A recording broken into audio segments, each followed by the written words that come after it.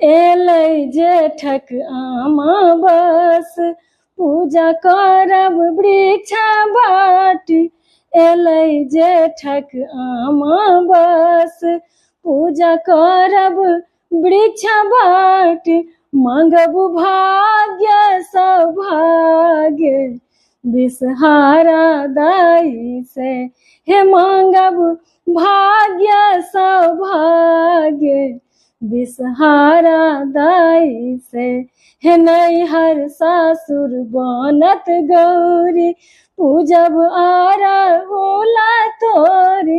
हे नैहर सासुर बनत गौरी पूजब अरहुला तोरी। मांगब आना धन पुत्र हे गौरी माई से। हे मांगब आना धन पुत्र हे गौरी माई से। एलै जेठक अमावस पूजा करब वृक्ष बाट।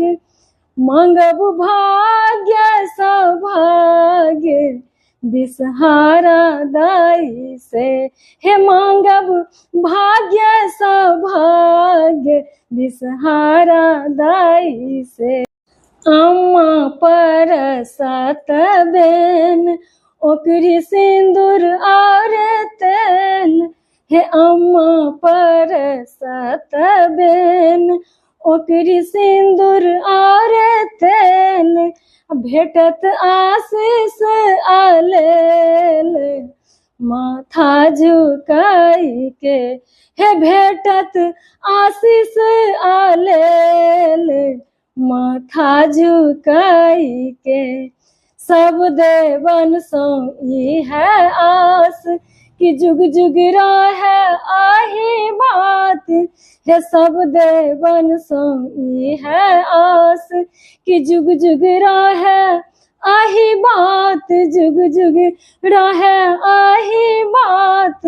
मांगब राम सिंहासन भाग्य शरण में जाई के। हे मांगब राम सिंहासन भाग्य शरण में जाई के। एलै जेठक अमावस पूजा करब वृक्ष बाट। एलै जेठक अमावस पूजा करब वृक्ष बाट। मांगब भाग्य सौभाग्य विषहारा दाई से। सब गोटा के बहुत बहुत शुभकामना।